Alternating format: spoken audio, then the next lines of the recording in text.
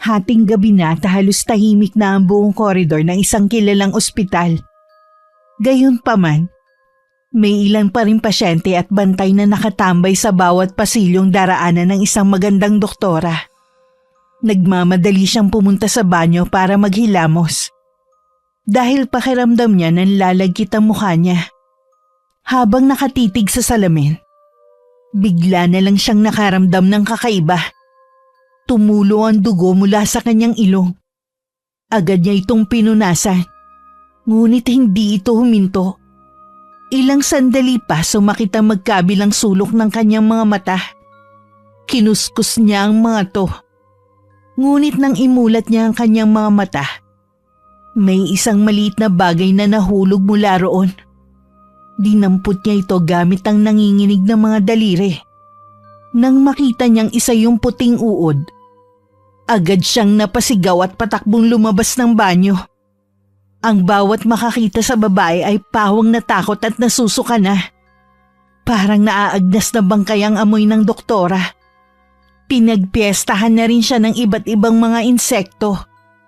Gaya ng malalaking gagamba at mga langaw na walang humpay sa paglabas sa buo niyang katawan. Bago tuluyang malagutan ng hininga, isang anino ang kanyang nakita. Maraming salamat sa napaka-perpekto mong gawa. Kaya lang, kailangan mong pagbayaran ng sakit na ibinigay mo sa akin. Patas na tayo ngayon. Huling sabi ng anino bago nito nilisan ng ospital. Na parang walang nangyari. Nay! Nakikita ko na ang lugar! Manong driver, dito na lang kami. Hindi na kami papasok sa looban. Huminto ang sinasakyan nilang tricycle sa mismong tapat ng arko ng baryo. Bumaba ang mag-ina upang lakarin na lang ang mabakundaan papasok. Walang kibong iniabot ni Aling Trining kay Dina ang 2 bag na kulay asul. Katamtaman ang laki ng mga yon na kayang-kayang buhatin ng dalaga. Pagkatapos bayaran ng ginang ang sinakyan nila, isinabit na rin niya sa magkabilang balikat ang 2 pang natitirang bag sa may lapag. Na itim naman ang kulay. Dapit hapon na nung marating ni Dina at Aling Trining ang dating baryo, kung saan siya nakatira. Hindi pa rin maiwasang mamangha ng dalaga sa kanyang mga nakikita. Magmula nung pasukin nila ang arkong nagpapakilala ng kanilang lugar. Ang ganda talaga dito. Tingnan mo, yung ilog na yan. Diyan kami madalas maligo ng mga kalaro ko. Masaya lumangoy dyan. Malinis at malamig ang tubig. Kaya lang... Hindi na naituloy ng dalaga ang kanyang sinasabi. Dahil bigla siyang hinawakan ng kanyang ina sa may braso upang pigilang mahulog sa isang maliit na butas na para bang kanal. May dumadaloy doon na konting tubig galing sa katapat ng ilog, patungo sa napakalawak na taniman. Hoy, ano ka ba? Tumingin ka sa dinaraanan mo. Muntik ka nang mahulog dyan sa butas oh. Alalahanin mo, hindi tayo bumalik dito para lang dyan. At isa pa, ano na lang sasabihin ng mga nakakakita sa'yo? Daig mo pa ang ignorante kung umasta. Umayos ka nga, nakakahiya ka. Pasensya na po kayo, Nay. Na-excite lang naman ako. Ang tagal ko po kasing hindi nakabalik dito. Tapos, makikita ko na parang wala namang masyadong nagbago. Maganda pa rin. Malayong malayo sa buhay natin sa lungsod. Ay, parang ang gaan-gaan tuloy ng pakiramdam ko. Anong sinasabi mo? Baka naman nakakalimot ka na, Dina, ha? Kung ano ang pinunta natin rito. Paano ka magtatagumpay niya sa binabalak mong paghihigante kung ganyan ka? Alalahanin mo lahat ng naging hirap mo. At kung gaano ka katagal naghintay para sa araw na to. Tapos mababaliwala lang. May balak ka na bang umatras? Naku, wala ho. Wala sa isip ko ang umatras sa laban. Pagbabayarin ko ang mga taong yon. Gusto ko silang makita na gumagapang sa lupa habang nagmamakaawa.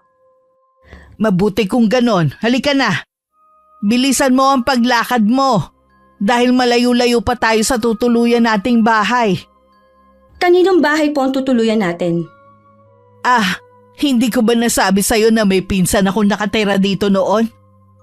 Hindi po. Nagpupunta na rin ako dito dati.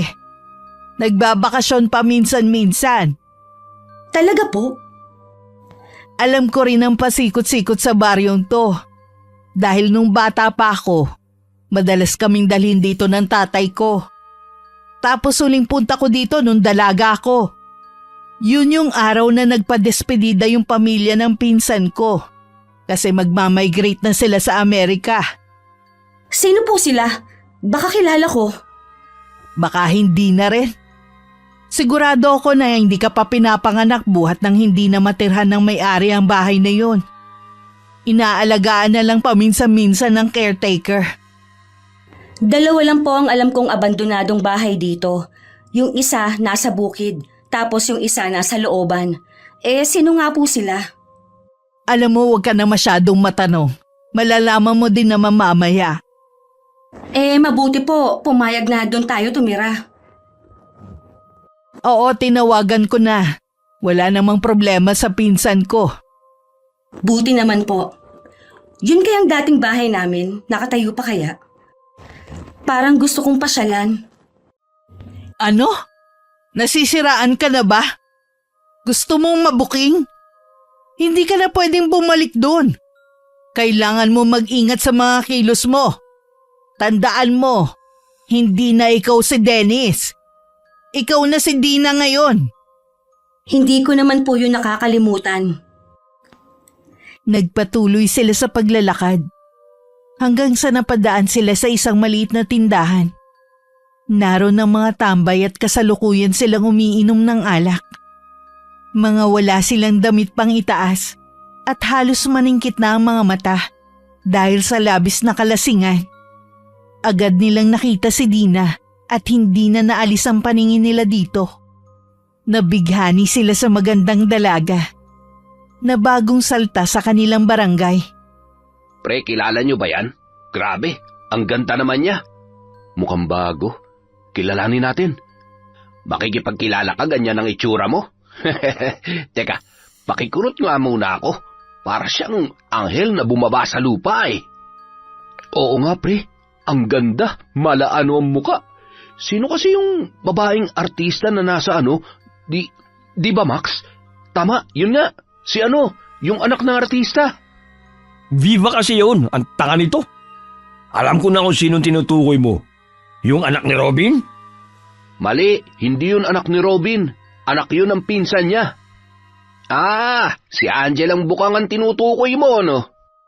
Uy, tangek. Hindi siya yun. Mali kayong mga ungas. Kamukha niya si DJ Naval. Yung maganda, makinis at higit sa lahat sexy. Palong-palo ang mukha nun, mga pre. Nakakagigil pagmasdan, mga pre. Kung ako magiging nobyo niyan, paniguradong gabi-gabi ang nakangiti. Naku, gabi lang. Kapag ako naging nobyo niyan, 24 oras siyang masaya. Sus, ang yayabang ah. May itsura lang kayong dalawa sa akin, pero pagdating sa karisma, talong-talo ko kayo. Kapag ako naging nobyo niyan, sisiguruhin kong hindi na siya maaagaw pa ng iba. Mga ungas, may naisip ako. Pagpustahan natin ang dalaga na yan kung kanino mapupunta. Tapos sa matatalo, magbabayad ng 500 piso. O ano, gusto nyo? Sige ba, mukhang masaya yan. Kailan natin sisimulan ng panliligaw? Wait lang, dapat magpainom ang panalo ha. Siyempre, kailangan nating magsaya dahil siyang nakasungkit ng tagumpay. Di rin kasi patas kung yung natalo lang ang may ambag. Dapat pati yung panalo mayroon din. Ikaw talaga, Chapoy. Napakatalino mong ungas ka. Sige, pahig na ako. Ikaw ba, Efren? Ano sa tingin mo? Sige, yan ang usapan ha. Kailan natin sisimulan? ASAP, para magkaalaman na kung sino talagang pinakamatinik sa chicks. Hindi alam ng mga lalaki na dinig ni Dina ang kanilang pinag-uusapan. Palibhasa ay mga lasing na kaya naman hindi na nila kontrolado ang mga boses nila. Hindi naman inaasahan ng dalaga na kaagad niya makikita ang 3 lalaki. Ang dahilan kung bakit siya bumalik sa lugar na yon. Agad niyang naikuyom ang kanyang mga kamay Pero pinigilan niya ang kanyang emosyon dahil alam niyang kailangan niyang magpigil. Dahil baka masira ang kanilang plano. Agad niyang iniyuko ang kanyang ulo. Para hindi mapansin ng mga yun na nagdidilim niyang anyo. Nilampasan na lang nila ang 3 lalaki. Hindi ko akalaing makikita ko sila kaagad. Sila ba ang tinutukoy mo? Sila nga po. Abay, mukhang madali lang ah. Trabahuhin na natin agad, gusto mo? Kayang-kaya natin yan ng 1 gabi lang. Hindi po, Nay. Mas maganda yung gugulatin sila. Tingnan ko lang kung ano ang magiging reaksyon nila kapag nalaman nilang nagbalik na ako. Humanda talaga yung mga tarantado na yan. Lintik lang ang walang gante. Samantala, labis naman nabighani si Eko sa dalagang dumaan sa kanilang harap. Habang sinusundan niya ng tingin ng babae, bigla siyang nagpaalam sa kanyang mga kasama. Sandali lang. Uuwi na muna ako. Uy, agad-agad? Bakit? Pabayaan mo na yan. Baka natatae. Pambihira. Akala mo ngayon lang nakakita ng maganda. Sige na, umuwi ka na at baka sumabog ka pa sa gigil. Tuloy ang tawanan ng dalawa habang si Eko naman ay hindi na sumagot. Tahimik siyang umalis. Patuloy na sinusundan ng tingin ng dalaga. Habang may kakaibang ningning sa kanyang mga mata. Para bang may bumalot na matinding pagnanasa at pagkasabik sa kanyang dibdib. Habang papalayo siya, nagkatinginan sina Japoy at Efren. Nagkibit balikat at nagpatuloy sa kanilang inuman. Pagkauwi sa kanilang bahay, agad niyang hinanap ang kanyang ina na si Aling Bibet. Isang kilalang manggagamot sa kanilang lugar. Nay, may magandang balita ako sa'yo. Ano na naman ba yan, Eko? Pambihira kang bata ka. Ano bang nangyari sa'yo? Amoy chiko ka na naman. Nanay naman eh. Nagagalit na kaagad. Eh ano ba kasi ang sasabihin mo? Nakita ko na po. Nakita ko ng babaeng nakalaan para sa akin.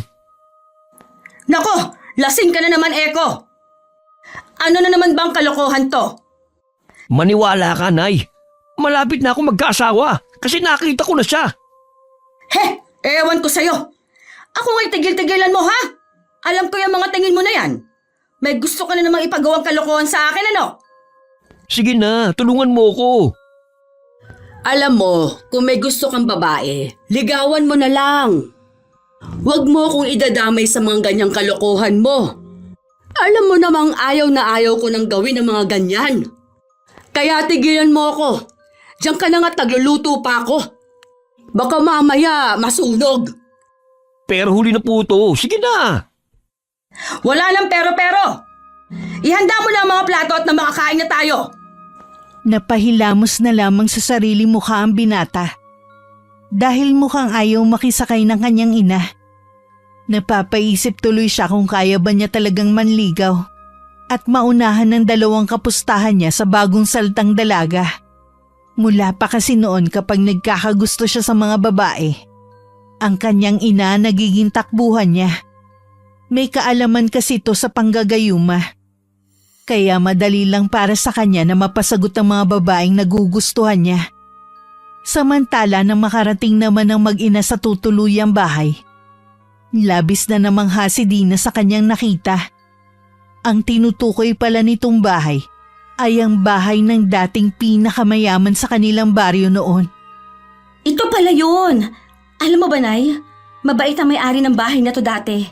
Palagi namimigay ng pamasko sa mga bata noon. Mayaman kasi eh. Kaya noon madalas kami dito. Tumigil ka na nga sa pagkukwento ng nakaraan mo. Makukompromiso niya ng plano natin eh. Sakay hindi ako interesado. Nandito lang naman ako para kasama mong magpalakas ng kapangyarihan. Pasensya na po. Paano nga po pala tayo makakapasok dyan sa loob? Nakakandado ang gate. Buiset, lintik na. Susi lang sa bahay ang meron tayo eh. Mabuti pa, maghanap ka ng bato dyan. Subukan natin sirain. Ha? Anong kukunin? Mag-focus ka nga. Pambihira ka talaga. Ako na ang maghahanap. Diyan ka lang. Bantayan mo yung mga gamit natin. Habang naghahanap ng batong magagamit ang ginang, ay naiwan naman ang dalaga na nakaupo sa may tabi ng gate. Sakto namang papauwi na nun ang binatang si Japoy. Uy, ganda, ikaw pala. Anong ginagawa mo dyan? May problema ba? Wala naman. Ito lang, di namin mabuksan kasi nawala yung susi. Ba't nag-iisa ka? Nasaan yung kasama mo kanina? Naghahanap ng bato, pangwasak namin dito. Nako, madali lang yan. Teka, uwi lang muna ako sa bahay namin at kukuha ako ng gamit. Tutulungan ko kayong mabuksan yung gate. Ganun ba? O sige, kung ganun salamat. Pagkaalis ni Japoy, siya namang paglapit ni Aling Trining na may bit-bit na bato. Ba't ka nilapitan ng lalaking yun? Nakilala ka ba? Hindi po. Nagmamagandang loob. Tutulungan daw tayo sa pagbubukas ng gate. Sila na mismong lumalapit sa'yo. Pero tandaan mo, wag na wag kang magpapadala sa ipinapakita nilang kabutihan sa'yo. Masisira ang lahat ng plano natin. Opo, hindi ko naman po nakakalimutan yun. Saka natatawa nga ako eh. Kasi mukhang kaya ko silang pahagatin lahat sa bitag. Sinimulan ng pukpukin ni Aling Trining ang kandado. Pero ayaw pa rin itong bumukas. Pagkaraan ng ilang minuto, bumalik si Japoy na may bit-bit na malaking cutter. Ako na pong bahala dyan. Kayang-kaya ko na po yan. Itinigil na ni Aling Trining ang pagpukpok nang marinig niya magsalita ang binata. Hinayaan na niya kay Japoy ang pagbubukas nun. Sa totoo lang pagod na rin siya at gusto na magpahinga. Nang mabuksan na nila ang kalawanging gate, pumasok sila sa loob ng bahay at agad na hinanap ang switch ng ilaw. Nakasunod sa kanila si Japoy. Akalain mo yun? Ilang taon nang walang nakatira dito pero meron pa rin kuryente. Malaki pala talagang bahay na to Sayang lang at matagal na naging abandonado. Hoy iho, bakit naman sumunod ka rito sa loob? May nagpapasok ba sa'yo dito ha? Nay, huwag mo nang pagalitan. Ano nga palang pangalan mo? Ako si Japoy. Pasensya na, curious lang po kasi ako. Di ko na malayan na pumasok na pala kayo. Pasensya na ulit, lalabas na po ako. Sandali lang. Salamat nga pala sa pagtulong mo ha. Siguro kung hindi ka dumating baka sa labas kami matulog. Wala po yun, mabuti nga't natsyempuhan ko kayo. Mamaya pa nga po sana ang uwi ko kaso parang may humihila sa akin papunta dito Samantala habang nag-uusap sina Aling Trining at Japoy, si Dina naman ay tahimik na inaalis ang mga puting tela na nakatakip sa mga kagamitang inabutan nila. 5 minuto na rin ang nakakalipas nung makapasok sila sa loob ng bahay. Ilang sandali pa'y bigla na lang tumunog ang tiyan ng dalaga. Hiyang-hiyaman sa kanilang bisita. Hindi naman niya maitago ang gutom na kanyang nararamdaman ng mga oras na yun. Pagpasensyahan mo na ang anak ko ha. Marahil gutom na talaga siya Nakalimutan na naming bumili ng makakain kahit sa tindahan man lang. Naubos na kasi yung baon namin Sa haba ba naman ng biyahe. Tapos naglakad pa kami magmula dun sa may arko. Kaya naman pala. Sige po, dyan po muna kayo. Babalik ako. Nagmamadaling lumabas si Japoy sa bahay na yun. Pagkatapos ay pinuntahan niya ang tindahan ng kanyang tiyahin, kung saan sila madalas tumambay ng kanyang mga kaibigan na sina Eko at Efren. Pagkakarpintero ang trabaho niya, o kaya naman ay tindero ng isda kung minsan. Ang binatay madalas na iniiwan ng kanyang mga nagiging karelasyon. Nakakabawas daw ng kagwapuhan ng malaking peklat sa kanyang noo. Naabot pa hanggang sa may ilalim ng kanyang kilay. Ngunit ganun pa man ay malakas naman ang kanyang karisman taglay. Kaya marami pa rin mga babae ang nagkakandara pa sa kanya. Mukhang nababaliw sa'yo ang binatang yun ah. Opo, Nay. Mabuti nga po yun eh. Yung mga gamit natin ipasok mo na sa kwarto ha. At magwalis ka na rin. Dito na lang muna ako sa sofa. Ay, ang sakit ng mga braso at likod ko. Nakakapagod ang haba na naging biyahe natin. Makatulog na nga muna. Dina, eto, binilhan kita ng pansit at lumpia. Ay, salamat, Jepoy. Pero hindi mo naman kailangang gawin to. Nako, huwag kang magpapalipas ng gutom ha. Masama yun. Salamat ha. Masarap ba to?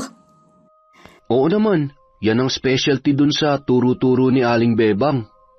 Sayang, nakatulog na si Nanay. Aray, teka lang, ang sakit ng ngipin ko. Oh, ano nangyari sa'yo? May kinakain ka bang matamis o kaya naman matigas? Wala naman, pero may nakita akong matamis na ngiti galing sa magandang tulad mo. Bolero? Ang corny mo ha? Nagtawanan sila na parang nakakaloko. Sandali pa lang na nagkakakilala ang dalawa.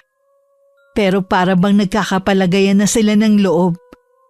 Bago isalin ng dalaga ang bagong kulong tubig sa 3 tasa na nasa lamisita na katapat ng inuupuan nilang sofa, sinubukan munang gisingin ni Dina ang kanyang ina. Para magkalaman man lang ng konti ang gutom na tiyan ng ginang. Subalit sadyang mahimbing na ang pagkakatulog nito. Kaya naman kinumutan na lamang niya para hindi ginawin at lamukin. Maraming salamat pala sa tulong mo ha. Wala yun, ano ka ba? Kung may kailangan ka, huwag kang mahihiyang tawagin ako ha.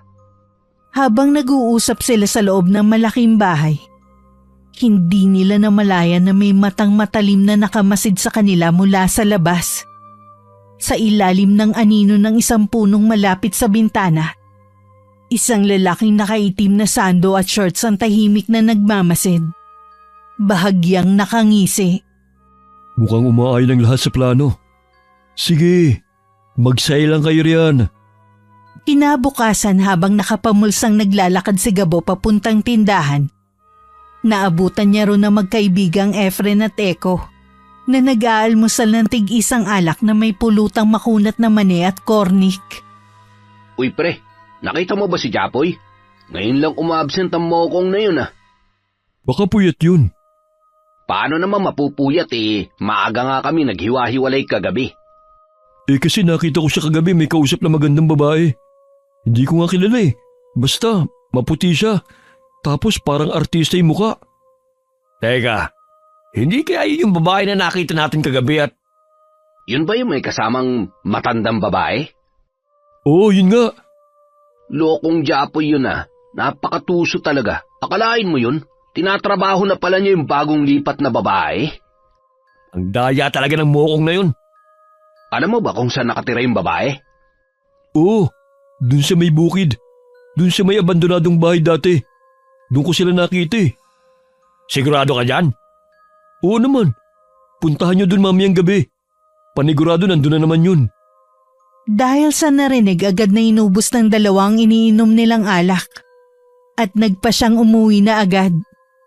Si Gabo naman ay naiwang mag-isa sa may tindahan habang nakangisi. Pagsapit ng gabi pinuntahan muna nila si Japoy sa bahay niya. Ngunit ayon sa kanyang ina, wala ron ng binata dahil may pinuntahan ito. Kaya naman agad na nagpuntahan dalawa sa bahay sa bukid na sinabi ni Gabo. Dito ba talaga nakatira yun? Parang wala naman tao rito eh. Saka magpupunta ba talaga siya rito? Numero 1 duwag ng lalaking yun. Huwag ka nga maingay. Baka nandyan lang sila sa loob. Tara, pasukin natin. Anong pasukin? Baka mamaya may multo pa dyan eh. Halika na. Ikaw yata ang duwag eh. Walang multo no. Hindi ah. Bakit naman ako magiging duwag? Anak yata ako ng albularya. Saka anong walang multo? Meron. Sabi ng nanay ko. Alam mo pre, sa tanda kong to, kahit minsan hindi pa ako nakakita ng multo. Pati ang ulam o barang, hindi ako naniniwala sa ganyan. Sabi pa nga nila dati, may aswang daw na pag-alagala rito. Nako, Sa dami ng buntis dito, wala akong nakita o nabalitaan man lang na nilapa ng aswang. Kaya, tigil-tigilan mo ako sa kalokohan mong yan. Alam ko naman na yan lang ang ikinabubuhay niyo mag-ina, kaya naman hindi ako nagsasalita ng kung ano-ano. Uy pre, personal na yan ah. Pasensya ka na pre. Gusto lang kitang gisingin sa katotohanan na walang ganyan. Sa panahon kasi ngayon, hindi na uso yung mga ganyan. Kwento lang yan ng matatanda. Sabi mo eh. Dahan-dahan silang pumasok sa loob ng bahay. Pumwesto si Efren malapit sa bintana, habang si Eko naman ay sumandal sa pader malapit sa pintuan. Pre, wala naman yata talagang tao rito eh. Tignan mo, ang dilim. Uy, manahimik ka nga dyan. Mabuti pa silipin mo kung andyan na. Inuunahan na naman tayo ng ulul na yun eh. Hindi kaya pinagtitripa lang tayo ni Gabo? Kung wala talagang Japoy na lilitaw ngayon, at kung hindi dito nakatira yung babae, makakatikim sa akin yung Gabo na yun. Eka, ano yun? Anong ano yun? Napano ka? Ba't ganyan ka makatingin? May multo yata sa likod mo. May dumana nino. Huwag mo nga akong pinaglololo ko. Babatukan talaga kita eh. Kanina ka pa dyan eh. Ang mabuti pa, umuwi na tayo. Masama ang kutob ko. Parang may nagmamasid sa atin kanina pa eh. O sige na. Kumbinsido talaga ako na ginago tayo ni Gabo. Di na talaga nagtanda yun. Humanda siya sa akin. Pagkaalis ng dalawa, lumabas mula sa kanilang pinagtataguan sina Gabo at Dina. Tawang-tawa sa nangyari. Grabe, Gabo! Halos magkandautal si Eko sa takot. Nakakatawa yung mukha niya nung sinabi niyang may multo. Ayos ba, Dina? Kita mo yun? Hindi ko akalain na matatakot ng ganyan si Efren. Akala mo kung sinong lagi nagmamatapang. Oo nga! Tapos nung sinabi ni Eko na umuwi na sila, biglang sumunod si Efren. Akala mo naman hindi siya takot eh. Sabi ko na nga ba eh, madali lang silang utuin. Dahil sa ganda mo, nababaliw sila. Lahat pinaniniwalaan nila. Tama ka, mga bugok nga sila. Sabi ko naman sa'yo, di ba? Akala ko mahirap silang pasunurin. Kasi sa halos ilang buwan na pananatili ko rito at pagsubaybay sa kanila, nakilala ko silang mga sigat kinatatakutan dito. Yung pala. Paano yon?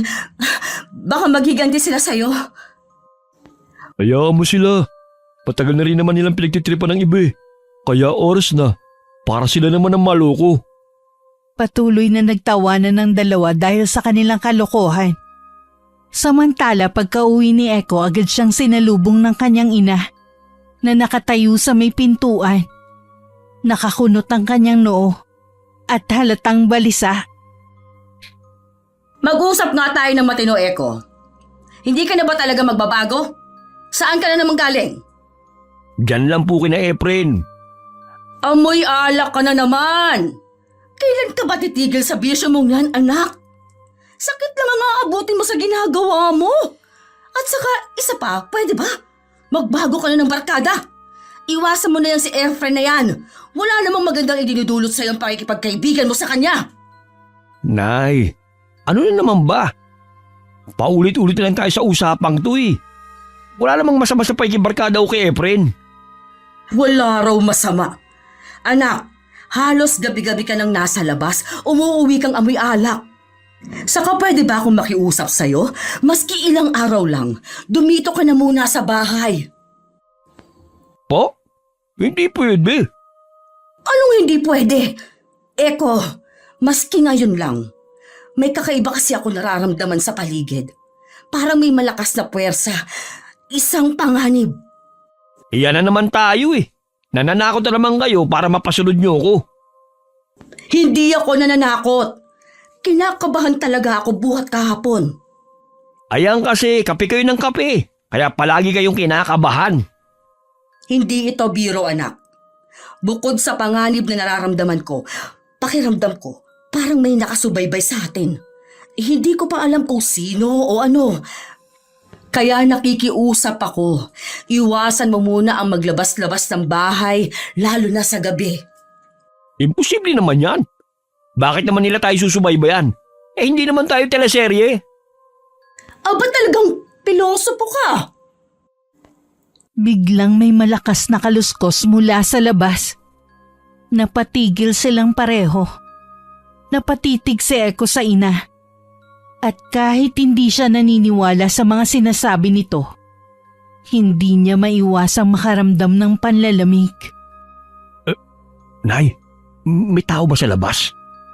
Sabi sa'yo eh. Ano, naniniwala ka na?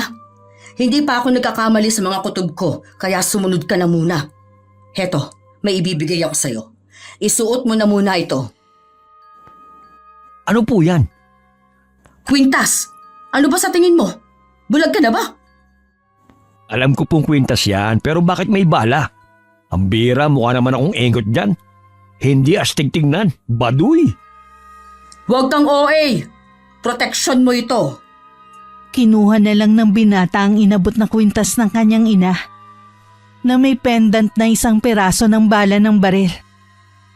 Nay, yun nga palang tungkol sa gayuma. Baka naman pwede niyo akong pagbigyan. Baka kasi maunahan ako ni Japoy. Hindi, ayoko!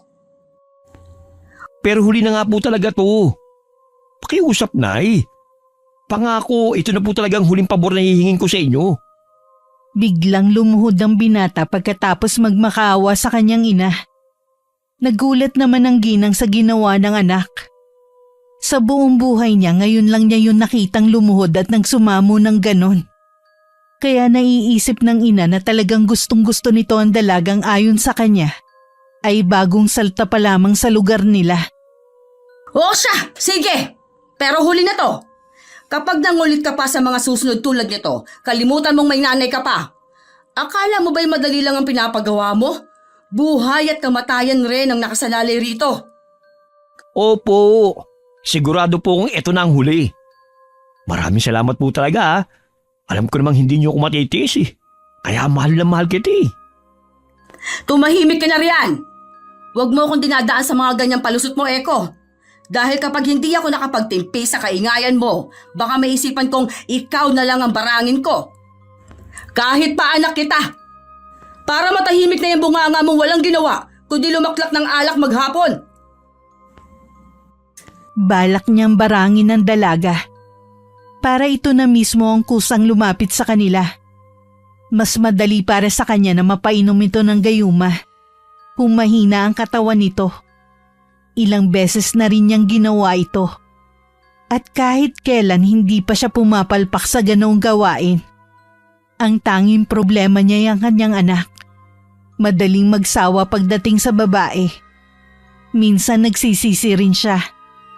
Ngunit hindi niya magawang tanggihan ito dahil siya na lang ang natitira sa kanyang buhay. Isa pa, gusto na rin niya matagpuan ng anak ang babaeng makakapagpatino rito. Habang nag-uusap ang mag-ina, isang itim na nilalang ang tahimik na nakikinig sa kanilang usapan. Nakatayo ito sa tabi ng kanilang bahay. Hindi kumikilos. Hindi nagsasalita. Pagsapit ng 2:00 ng madaling araw, nakarinig ng malalakas na pagkatok ang mag-ina. Sino nandyan? Nakikiusap kami sa inyo. Baka pwedeng patuloyin niyo kami sandali. Ano bang kailangan nyo? Ipapagamot ko sana ang anak ko. Masama po ang lagay niya.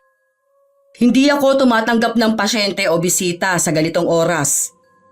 Mabuti pa, bumalik na lang kayo mamaya kapag sumikat na ang araw. Nakikiusap ako. May nakapagsabi sa akin na ikaw daw ang pinakamagaling na albularya dito. Tulungan niyo kami. Nanghihina ang anak ko. Sandaling sinilip ni Eko ang mga tao sa labas nang maalimpungatan siya dahil sa ingay. Nang makita niya si Dina, agad-agad siyang lumapit sa may pinto at binuksan ito. Anong ginagawa mo, Eko? Kilala ko sila, Nay. Sila yung sinasabi ko sa'yo. Patuloy natin, kawawa naman. Sakang bilis, Nay. Tumalab ka agad. Ha? Salamat, iho. Paupuin mo siya sa may mahabang upuan. Ano bang nangyari sa anak ninyo? Hindi ko nga alam eh. Kanina pa siya namimilipit sa sakit ng tiyan. Tapos, kanina nagsuka siya ng insekto. Nagsuka ka ng insekto? Naku! Nay, baka nabarang siya. Nabarang? Oo, yun ang karaniwang sintomas kapag nabarang ang isang tao. May mga lumalabas sa insekto o uod sa katawan ng biktima. Kawawa ka naman. Sino kaya may gawa nito sa'yo? Wala pa naman kaming ibang nakakasalamuha masyado sa lugar na to. Kaya imposible naman na barang ang anak ko. Mabuti pa kunin mo ang langis ko, Eko. At titignan ko kung anong magagawa ko sa dalagang ito. Sige, Nay. Saka yung pinapainom niyo ba? Kukunin ko din ba? Huwag na muna, anak. Saka na pagbalik niya. Sige na, kunin mo na! Anak, konting tiis lang ha. Gagaling ka na. Opo, Nay. Aray! Ang sakit talaga ng tiyan ko. Parang hinahalukay. Relax ka lang, Iha. Nay, eto na yung langis. At iba ko pang gamit sa kwarto. Sige, sisimulan ko ng panggagamot, ha? Opo. Habang hawak ang bote ng langis, ibinuhos ito ni Aling Bibet sa kanyang palad. At saka marahang hinaplos ang tiyan ni Dina. Huminahon ka lang, Iha. Tatanggalin natin ang laman na nagpapahirap sa tiyan mo. Magsisimula na sana siya sa paghilot nang biglang huminga ng malalim si Dina at napangiwi sa sakit. Napansin ni Aling Bibet na may mainit na hangin na dumadaloy mula sa tiyan ng dalaga. Mukhang may nakain kang hindi mo dapat kinain. Pero huwag ka mag-alala. Magagamot kita. Kinuha niya ang isang maliit na bote na may lamang dagta ng halamang gamot. Saka ibinuhos ang konte sa kanyang kamay at dinagdagan ng langis.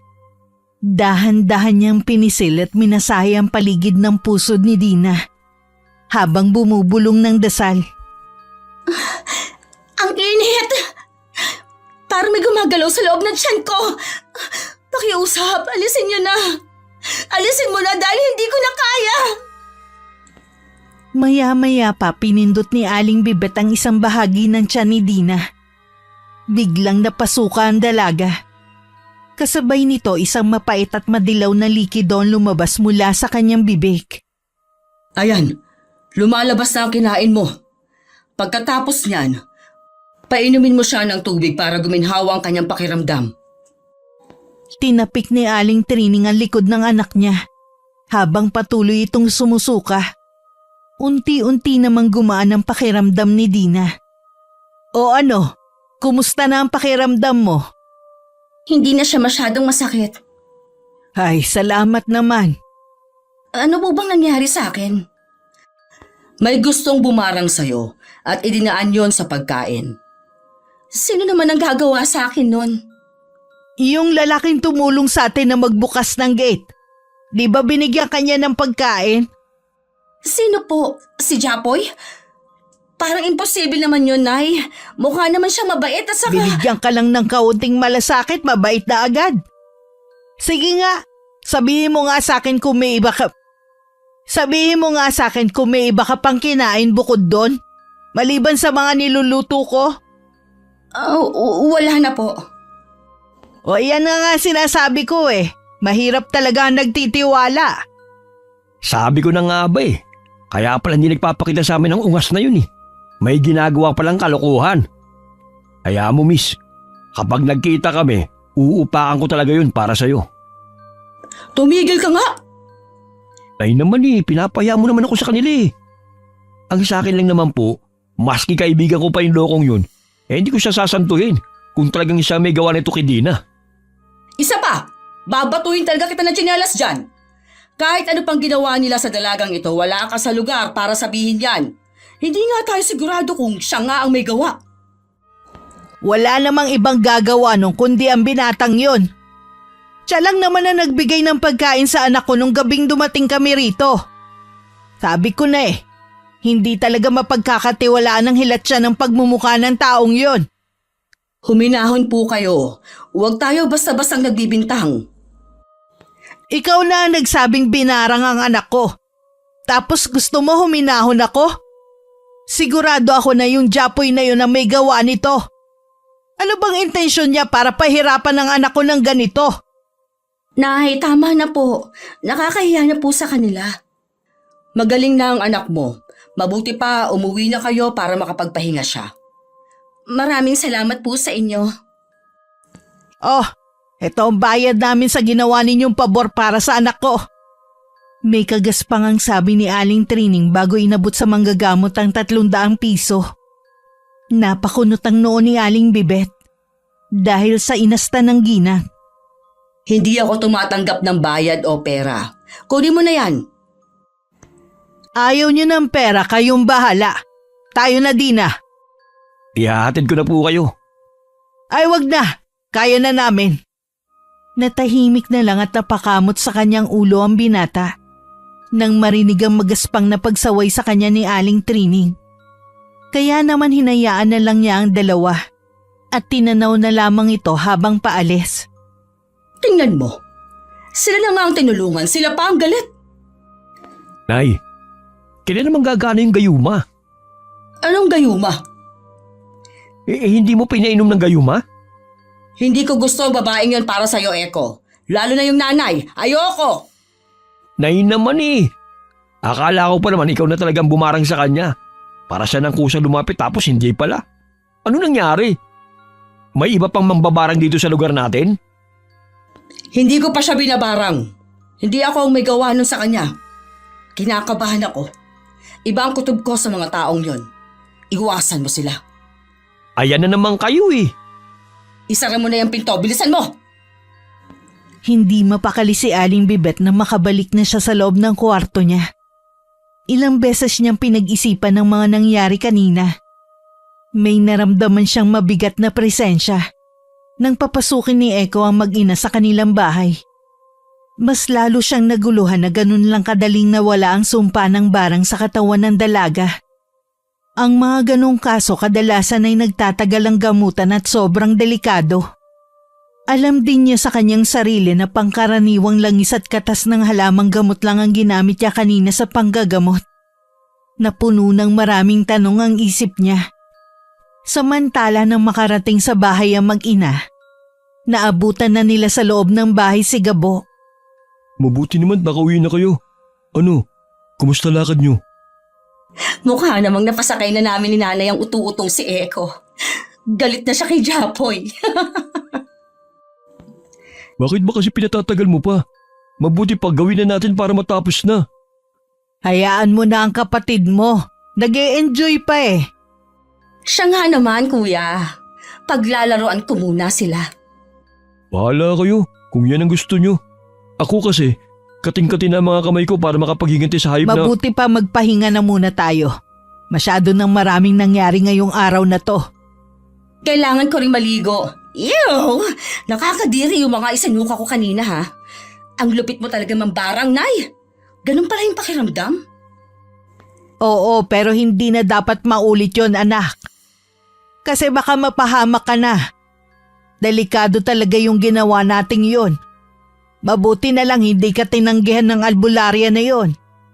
Sa palagay ko, hindi talaga albularya ang babaeng yon. Hindi nga niya nakita kanina na ikaw ang may gawa sa akin ng barang eh. Hindi talaga siya totoong albularya. Po? Naamoy ko siya, iha. Isa rin siyang mambabarang. Kaya mag-iingat ka sa kanya. Hindi natin alam kung gaano siya kalakas. Kung ganon, posible ba na... Oo, posibleng pinag-iisipan na tayo nun ng masama ngayon. Kaya kailangan nating mag-ingat. Opo. Ako nang bahala magbantay sa kanila. Pero yung plano, kung maaari gawin na natin na mas mabilis para matapos na. Sige. Siya nga pala, mamaya Gabo. Samahan mo muna ako dun sa gubat. May mga sangkap lang akong dapat na kunin para dun sa babarangin natin. Ikaw naman, Dina. Pumirme ka lang dito muna sa bahay natin, ha? Opo. Habang maghapong nasa bahay, hindi mapakali si Dina.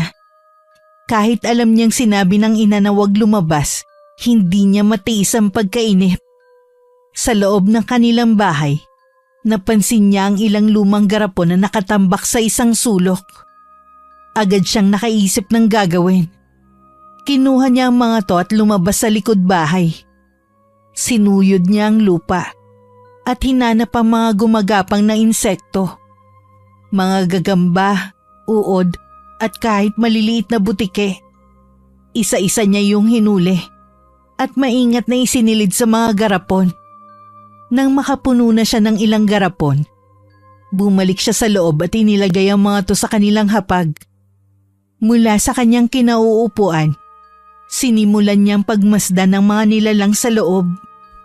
Kawawa naman kayo. Wala na kayong magagawa. Nakakulong na kayo, di ba? Itinapat ni Dina ang kanyang mukha sa bawat garapon at sinimulang bulungan ng mga insekto. Huwag kayong mag-alala. Hindi ko kayo papatayin hanggat hindi ko pa kayo kailangan. Kinuha niya ang isang garapon na may malaking gagamba at marahang inalugto. Nakita niya nagpupumilit itong kumapit dito. Napatawa siya ng malakas. Kayo ang magiging sundalo ko. Maghanda kayo dahil may misyon kayong gagawin para sa akin. Patuloy niyang kinakausap ang mga insekto. Waring baliw sa kanyang sariling mundo. Hindi niya napansin ang oras. At hindi rin niya namalayang may isang pares ng matang lihim na nagmamasid sa kanya mula sa siwang ng bintana. Dumidilim na at wala pa rin sina Aling Trining at Gabo.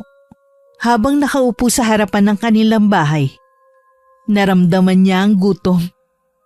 Ano ba naman to? Ang tagal nila. Wala man lang silang iniwan na pagkain para sa hapunan. Napatingin siya sa mga garapon ng insekto sa mesa. Sinilip niya ang mga gumagapang na uod at gagamba sa loob nun. Ngunit agad siyang napairap. Hindi pa ako ganun kagutom para kainin kayo. Wala siyang ibang pagpipilian kundi lumabas at maghanap ng mabibilhan ng pagkain. Tahimik ang paligid. Tanging mga huni ng kuliglig at alulong ng aso ang maririnig. Habang naglalakad sa kalsada patungong tindahan, naramdaman niyang parang may sumusunod sa kanya. Napalingon siya pero walang tao. Muli siyang nagpatuloy sa paglalakad. Pero ngayon mas binilisan na niya. Guni-guni ko lang yun. Baka dahil sa gutom. Ilang beses din siyang napatigil at lingon hanggang sa natanaw na niya ang tindahan. Ba't naman kasi kalayo-layo ng tindahan sa bahay? Sabihin ko nga kay nanay na kami nalang magpatayo ng tindahan para hindi na ako napapalayo. Ay, hindi nga pala kami magtatagal dito. Habang papalapit sa tindahan, nakita niyang naroon mag-isang umiinom si Efren. Agad na bumili ng pagkain ng dalaga, kape at tinapay. Di pa man niya nakukuha ang kanyang mga pinamili nang may maramdaman siyang humawak sa likod niya. Anong ginawa mo? Sorry, miss. Ang sexy mo kasi. Hindi ko mapigilan. Bastos ka! Naku, pasensya ka na. Ang ganda mo kasi. Tiningnan ko lang kung totoo ba. Anong akala mo sa akin? Peke? Hindi. Pasensya ka na talaga. Subukan mo pang gawin ulit yan. Makakatikim ka na sa pak. Paalis na sana si Dina, pero biglang bumuhos ang malakas na ulan. Napamura ang dalaga. Ay, ang malas ka naman talaga, oh. May payong ako dito. Kung gusto mo, ihahatid na kita para hindi ka mabasa ng ulan. Wag na. Nakainom ka pa naman. Saka, hindi ako nagpapahatid sa bastos. Baka mamaya gahasain mo ako sa daan. Grabe ka naman. Huwag ka mag-alala. Hindi naman ako masamang tao. Tanungin mo pa yung tindera. Di ba, ate? Hindi naman ako bad. Sige na nga. Kesa naman mabasa ako ng ulan. Pero siguraduhin mo ha, huwag kang gagawa ng kalokohan. Oo, promise. Halika na. Sukob ka na sa payong ko, Miss Ganda. Habang naglalakad sila pauwi sa bahay ni Nadina, Lalong lumakas ang buhos ng ulan at hangin kaya medyo nabasa sila. Panay ang sulyap ni Efren sa kasamang babae. Hindi niya maiwasang mapansin kung paano kumakapit ang basang damit nito sa kanyang katawan. Ngumisi siya pero hindi niya pinahalata. Malamig, no? Mas lalo pa yatang lalakas ang buhos ng ulan na to. Pabigla-bigla naman. Oo nga eh. Pero ayos na din yon. Haya na yung bahay namin. Mabuti na rin yung nakauwi ka agad. Kaya nga, tama. Gusto mo bang pumasok muna? Total, basa ka na rin. May tuwalya naman ako sa loob. Talaga? Sige, kung okay lang sa'yo. Binuksan ni Dina ang pinto at mabilis silang pumasok. Kaagad napansin ni Efren ang katahimikan sa loob ng bahay. Wala kang kasama? Wala. May pinuntahan yung nanay ko. Diyan ka lang muna ha. Kukunin ko lang yung tuwalya. Mabilis na tinungo ni Dina ang kusina, kung saan niya iniwan ang mga garapon. Itinago niya yun sa ligtas na lugar, kung saan hindi makikita ng binata. Pagbalik niya, bitbit na niya ang tuwalya at iniabot yun sa lalaki. Ang ginaw, no? Oo nga eh. Di bale, nagpainit ako ng tubig para makapagkape ka man lang. Pasasalamat ko sa paghatid mo sa akin. Naku, wala yun. Pero salamat ha. Hindi ko tatanggihan yung kape na yan. Mabuti naman. Ha? Anong sabi mo? Wala. Ako nga pala si Efren. Ikaw, anong pangalan mo? Dina. May sasabihin sana ako sa'yo. Sana huwag kang magagalit, Dina. Ano yon? Gusto sana kitang ligawan. Pero kung hindi ka pa ready, okay lang naman. Basta gusto ko lang ipaalam sa'yo. Saglit na natahimik si Dina. Sa loob-loob niya tila umaayon na ang pagkakataon sa kanilang plano. Ngumiti siya hindi dahil sa kilig, kundi dahil mukhang magiging madali para sa kanyang susunod na hakbang. Sige, papayag ako. Lalong nagliwanag ang mukha ni Efren sa tuwa. Talaga? Salamat, Dina. Pangako, iingatan kita. Pero tandaan mo, ayokong minamadali. Dahan-dahan lang tayo, ha? Oo naman. Basta ang mahalaga, may pagkakataon ako. Habang pinagmamasdan niya ang saya sa mukha ni Efren, hindi maiwasan ni Dina ang mapangisi. Teka, kukunin ko lang yung kape. Diyan ka lang, ha? Pumunta si Dina sa kusina at kinuha ang tasa. Sa paglagay niya ng mainit na tubig at kape, marahan niyang binibigkas ang orasyon ng barang. Isang sinaunang dasal na itinuro sa kanya ni Aling Trini. Mula nang mapunta siya sa poder nito. Isang paraan para maipasa ang isang sumpa sa sino mang nais nilang paglaruan o parusahan. Sa bawat galaw ng kutsarita, iniisip niya ang epekto nito kay Efren. Isang mabagal ngunit siguradong pagpapahirap. Hindi agad mararamdaman ng binata. Ngunit sa sandaling lumamig ang kape sa kanyang sikmura, dun na magsisimula ang sumpa. Kinuha niya ang isang garapon na may lamang insekto at nilagyan niya ng isang pirasong uod, gagamba at alupihan ng kape. Ngunit dahil sa bisa ng orasyon, hindi yun makikita at mararamdaman ng binata. Tama lang to. Hindi naman siya mamamatay. Agad. Bumalik siya sa sala dala ang tasa ng kape. Inabot niya to kay Efren na nakangiti pa rin sa kanya. Salamat, Dina. Ang bait mo naman. Tahimik lang siyang ngumiti habang pinapanood ng binata na dahan-dahang humigop ng kape. Sa isip niya magsisimula na ang tunay na laro. Habang umiinom, sinimulan na rin nila magkwentuhan. Biglang dumating si Aling Trini. Sino na naman yung kasama mo, Dina? Bakit ka nagpapasok ng ibang tao dito sa loob ng bahay? Ano ka ba naman? Hinatid lang naman niya ako, Nay. Kanina, nung pumunta ako sa tindahan. Wala kasi akong dalang payong eh. Hindi ka pa ba natuto? Bakit ang dali mong magtiwala sa tao? Pinakitaan ka lang ng mabuti eh. Paano kung katulad yan nung Japoy na nambarang sa'yo? Teka, binarang ka ni Japoy? Hindi ko alam. Ewan. Oo, mambabarang ang lalaking yon. Namimilipit sa sakitan siya ng anak ko kagabi at nagsusuka ng uod at insekto. Ipinagamot ko nga yan dun sa albularya. Sino nga ba yun?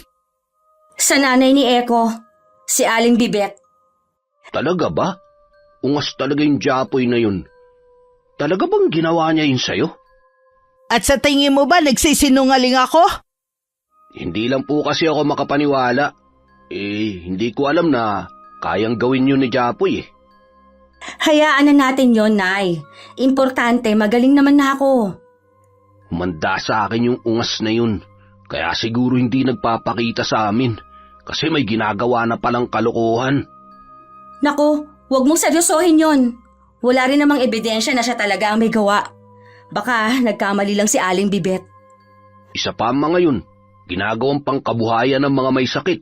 Huwag ka magpapapaniwala dun. Oo, mataas nga maningil. Di ba, Nay? Oo, mas mahal pa sa doktor. Hayop talaga yun ah. Kaya nga, kung hindi lang talaga namimilipit na sa sakit tong anak ko kagabi, hindi ko yan dadalhin dun eh. Wala lang akong pagpipilian. Tama na yan, Nay. Marunong naman talaga gumamot yung matanda. Pero Dina, paano kung totoo nga binarang ka ni Japoy? Hindi mo ba gustong gumanti? Huwag na, Efren.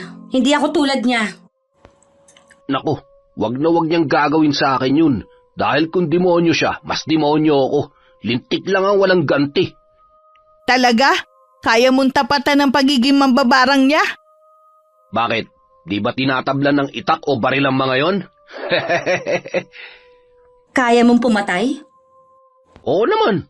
Hindi ako nagpapaapi, no? Teka, aray! Biglang sumama ang pakiramdam ni Efren.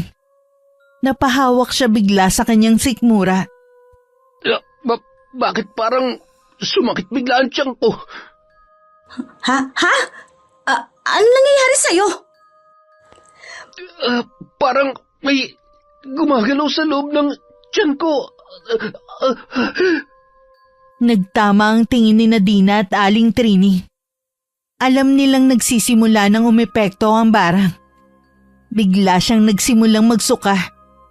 Unay laway lang. Pero kasunod nito lumabas ang mga maliliit na insekto at uod sa kanyang bibig.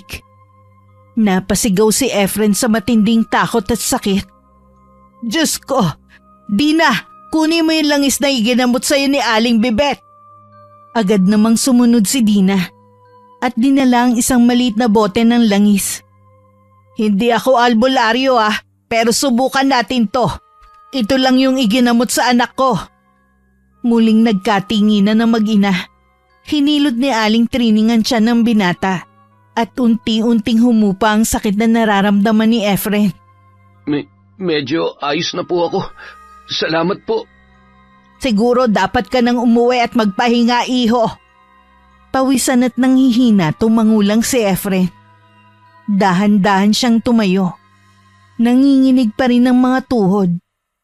Opo, uuwi na muna ako. Salamat sa inyo. Habang palabas ng bahay si Efren, lihim na napangisi si Dina. Samantala sa bahay ni na Eko, inis na inis ang binata habang panay ang tingin sa orasan. Maya-maya'y lumangit-ngit ng kanilang pinto. Pumasok ang kanyang ina na kanina pa niya hinihintay. Nay, ano ba naman yan? Pinagbuhala mo ko lumabas ng bahay tapos kayo naman palang maglalakwat siya ng bongga. Grabe naman kayo. Manahimik ka! Kailangan kong gumawa ng pangontra sa barang. Ikuha mo ako ng dahon ng anola sa labas. Dalian mo! Nay, relax. Bakit ba parang takot na takot ka? Hay nako! Hindi mo ako maiintindihan! Basta kunin mo na lang yung pinapakuha ko sa'yo! Dahil kapag hindi ako nakagawa ng pangontra, baka pati tayo madamay! Madamay? Saan? Sa mambabarang! Nay, ang OA mo. Eh di ba ikaw na rin nagsabi na walang mas malakas na mambabarang manggagamot sa'yo dito sa baryo? O bakit ngayon natataranta kayo? Huwag kang pakampante. Oo, ako ang dating pinakamalakas, pero ngayon, may iba na. Higit silang mas malakas sa akin. Malupit sila at makapangyarihan. Ramdam ko yung kakaibang enerhiya nila, lalo na yung matandang babae. Ano bang ibig niyo sabihin? May ibang puwersang naglalaro, Eko. Hindi ito basta-basta barang. Hindi ito tulad ng dati. Ay, hindi ko kayo naiintindihan eh. Mas mapanganib sila kesa sa akin. Kaya huwag kang lalabas, ha? Huwag kang lalabas! Napalunok si Efren. Hindi niya inaasahan ng narinig.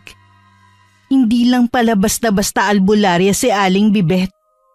Isa pala itong tunay na mambabarang. Narinig niya ang pinag-usapan ng mag-ina at hindi siya makapaniwala sa revelasyong yun. Hindi naman niya intensyon na marinig ang pinag-uusapan nila. Gusto lang sana ng binata na magpatingin. At masigurong magaling na siya laban sa barang. Ngunit dahil sa narinig, naisip niya na hindi rin siya makakasigurong ligtas nga siya sa kamay ng matandang babae. Dahan-dahan siyang umatras. Pinipilit na wag gumawa ng kahit anong ingay.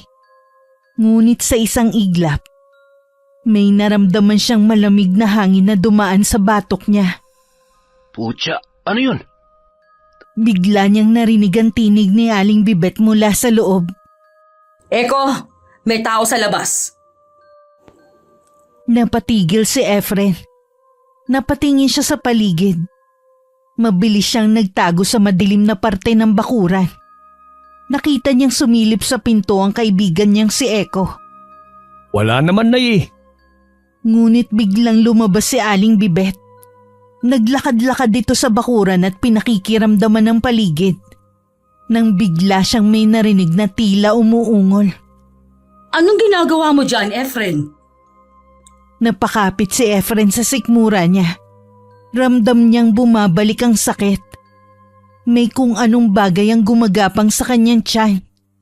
Nanginginig siya at napaluhod. Anong ginagawa mo sa akin? Ha? Ikaw bang bumabarang sa akin? Anong sinasabi mo? Huwag ka na magsinungaling. Narinig ko lahat ng pinag-uusapan nyo. Mga demonyo kayo. Mga huwad. Sandali lang, iho. Nagkakamali ka. Hindi ako... Teka, saan ka pupunta? Bumalik ka dito, Efren. Gagamutin ka ni nanay. Gamutin nyo mukha nyo. Mga sinungaling.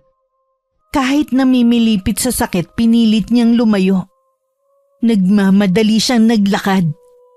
Halos pasuray-suray sa madilim na daan. Pakiramdam niya'y unti-unting bumibigat ang kanyang mga hakbang. Biglang nanlabo ang kanyang paningin. Ni hindi na siya umabot sa kalsada. Tulong! Sinubukan niyang labanan ng panghihina, pero bigla siyang nahilo. Bumagsak siya sa lupa at nawalan ng malay. Nagising si Efren sa isang madilim na lugar sa gubat. Nakatali ang kanyang mga kamay at paa. Ano nangyayari? Sinubukan niyang kumawala, pero mahigpit ang pagkakagapos sa kanya. Sa gilid ng kanyang paningin may aninong gumalaw. Mabuti naman at gising ka na. Anong ginagawa mo dito? Hindi pa ba obvious? Ikaw? Napansin ni Efren na may hawak na mangkok si Dina. At nang itaas ito ng babae, nanlaki ang kanyang mga mata nang makita ang laman nun. Mga gumagalaw na uod at maliliit na insekto. Hindi. Hindi maaari. Hindi si Aling Bibet ang bumarang sa'yo, Efren. Bumuka ang bibig ni Dina. At mula ron lumabas ang isang mahabang itim na uod na gumapang pababa sa kanyang baba. Ako.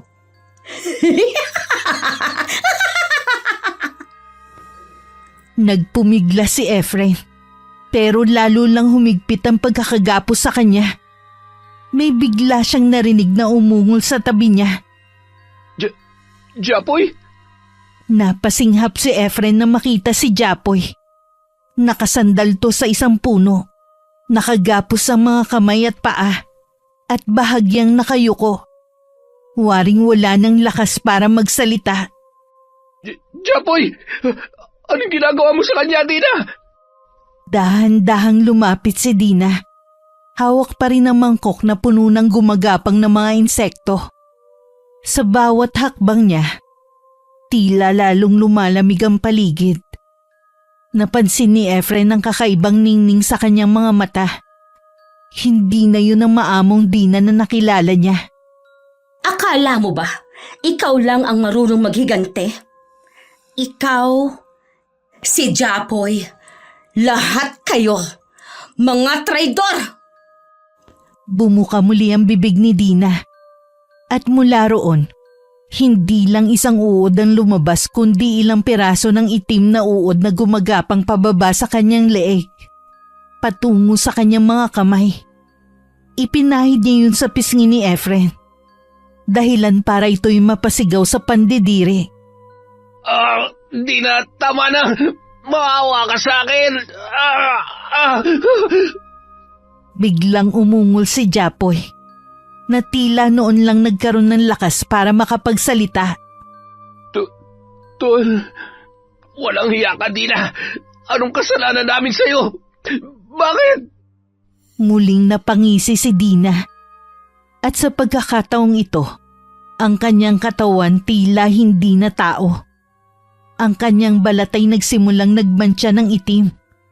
At ang kanyang mga kuko sa daliri ay humaba ng bahagya. Hindi! Halimaw!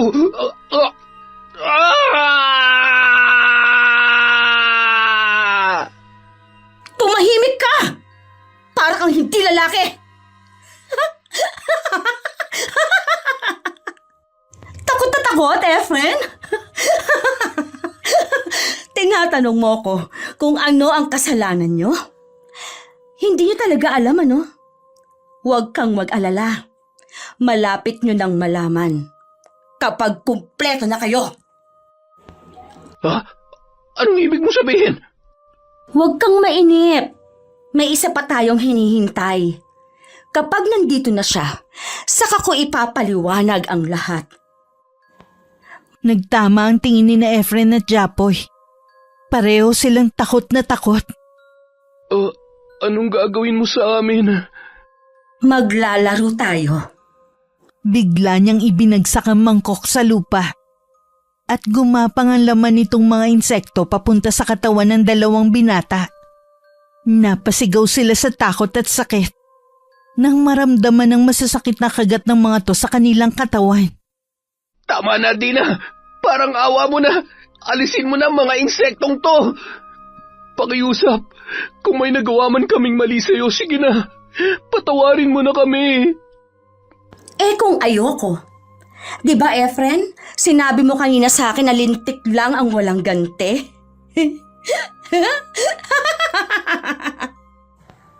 Lumapit si Dina kay Efren at dumampot ng isang piraso ng uod sa lupa. Nga!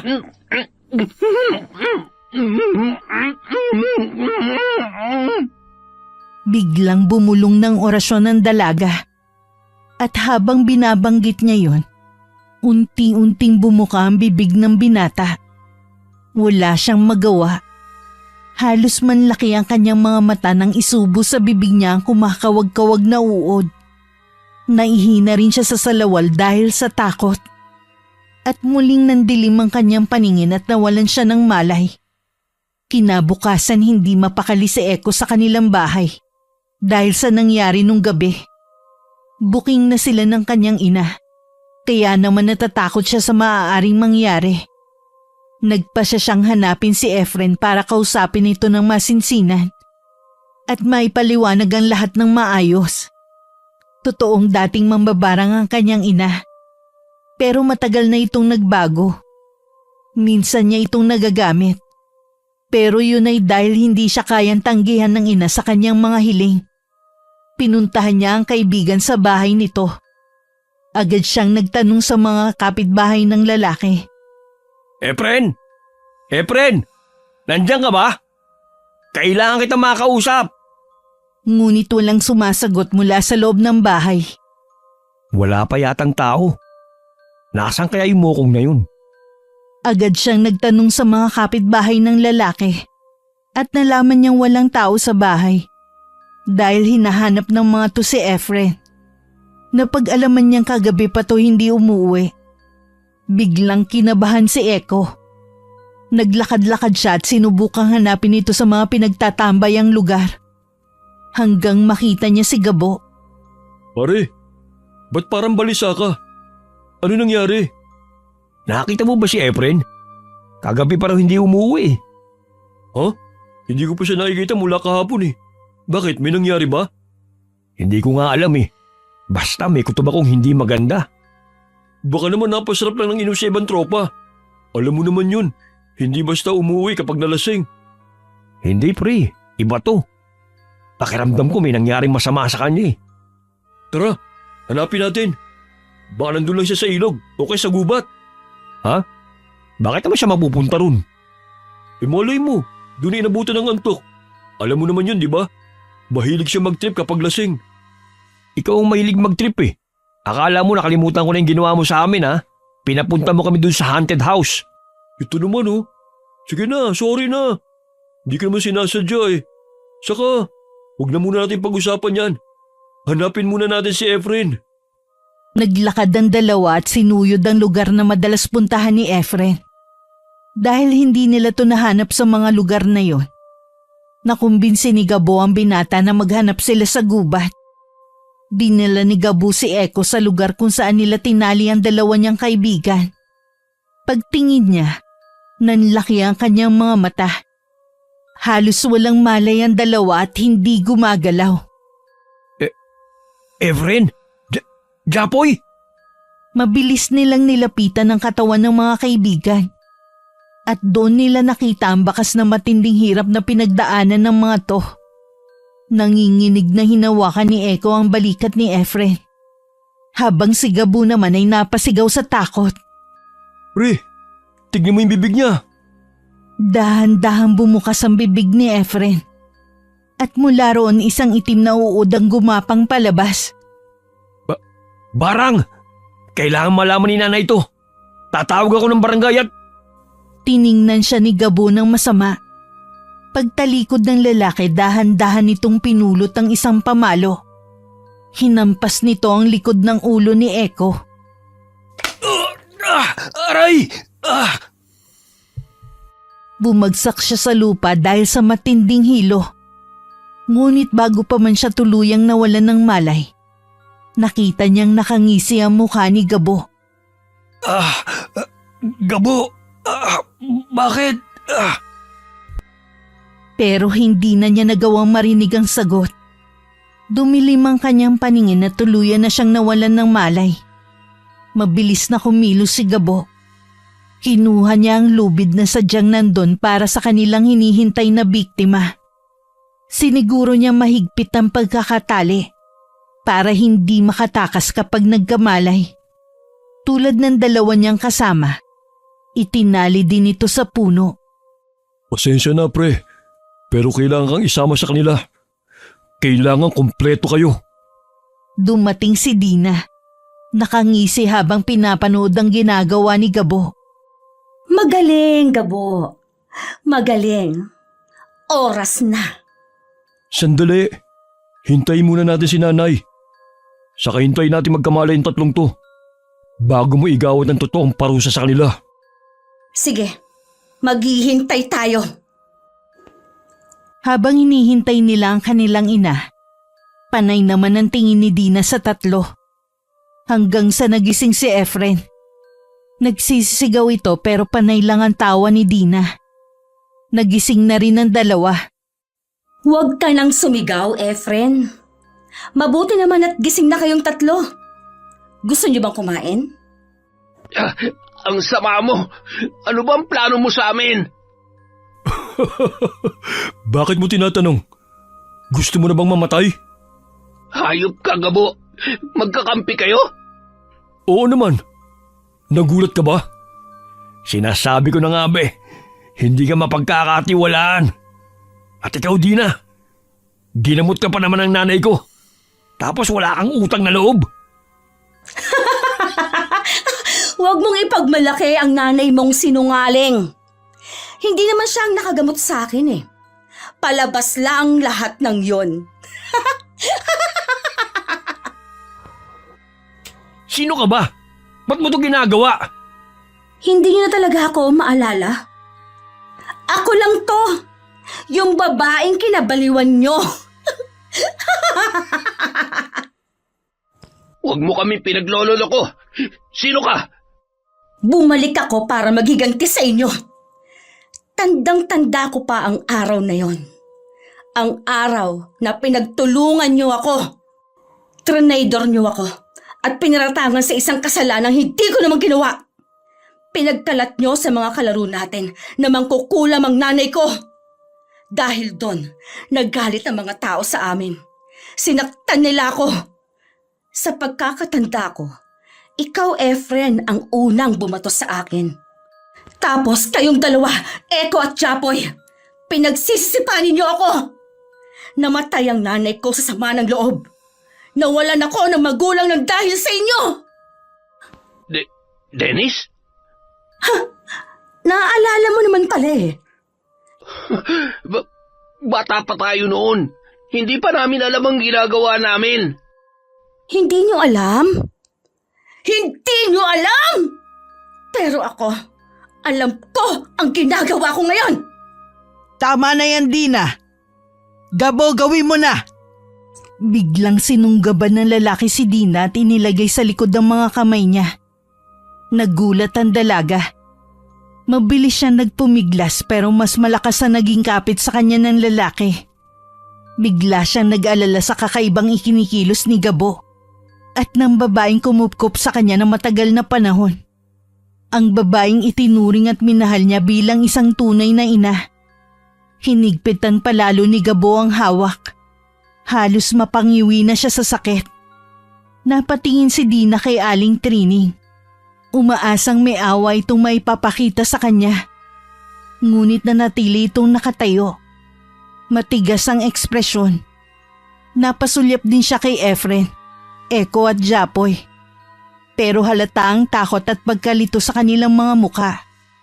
Wala silang ideya sa kung ano na ang nangyayari. Napapikit si Dina. Sa pagkakataong yun, alam niyang wala na siyang ligtas. Bitiwan mo ako! Anong balak niyo? Kailangan mo na magbayad, Dennis. Ano? Anong sinasabi mo? Akala mo ba ikaw lang may dahilan para maghiganti? Akala mo ba ikaw lang ang biktima? Hindi ko naiintindihan. Ano ba nangyayari? Alam kong ginawa mo kay Angela. Si Angela? Oo. Yung babaeng wala namang ginawang masama sa'yo. Tinulungan ka niya maging maganda. Pinaayos ka niya. Tinuruan bumangon. Pero anong ginawa mo? Hindi ko alam ang sinasabi mo. Huwag kang magkaila, Dina. Kami mismo ang nakakita. Naroon ka sa ospital nung namatay siya. Oo, nandoon ako. Kasi nagpa-check up ako. Sinungaling! Nandun ka dahil siniguro mo mamamatay siya sa pambabarang mo. Hindi ko akalain na gagawin mo yun sa nobya ng anak ko. Tinuruan kita mambarang dahil sabi mo, maghihiganti ka sa mga mokong na to. Pero bakit pati si Angela? Hindi! Wala akong kinalaman dyan. Pakawalan mo ako, Gabo! Nung hindi mo na siya mapakinabangan, pinatay mo na. Ang sama mo, Dina. Para kami nag-alaga ng ahas. Isang ahas na tumuklaw sa amin. Pinatay mo ang pinakamamahal kong babae. Hindi! Hindi ko siya pinatay! Hindi ako... Sinungaling ka talaga! Sinira mo ang buhay ni Gabo dahil sa ginawa mo. At ngayon, oras nang singiling ka sa lahat ng ginawa mo. Maawa kayo! Hindi niyo naiintindihan. Ginawa ko lang yan kasi mahal ko ang anak niyo, Nay Trining. Mahal kita, Gabo. Mahal? Ikaw? Dina, hindi mo alam ang tunay na pagmamahal. Hindi! Totoo ito! Ginawa ko lang ang lahat para mapansin mo ako. Para mahalin mo ako. Mapansin? Dina, kahit kailan, hindi kita magugustuhan. Maski ikaw ng pinakamagandang nilalang sa mundo. Kahit anong gawin mo sa sarili mo, hindi kita mamahalin. At alam mo kung bakit? Dahil hindi ka babae, Dennis. Bakla ka! Isang duwag na bakla na hindi matanggap ang sarili niya. Hindi totoo yan! Hindi! Mahal kita, Gabo. Hindi pagmamahal ang ginawa mo. Panlilin lang. Kasakiman. Oras na para pagbayaran mo ang lahat ng kasalanan mo. Wag! Wag niyong gawin ito. Hindi ako masama. Mabilis na kumilos si Gabo at Aling Trini. Itinali nila ang mga kamay at paa ni Dina gamit ang lubid. Nagpumigla siya pero wala siyang laban sa lakas ng dalawa. Hindi pinakinggan ni Gabo ang kanyang sigaw. Sa halip isang malakas na suntok ang pinakawalan niya. Tumama ito sa pisngi ni Dina. Wala siyang magawa kundi ang sumigaw sa sakit. Bumagsak siya sa lupa ngunit hindi pa doon natapos ang galit ng lalaking mahal niya. Para to kay Angela!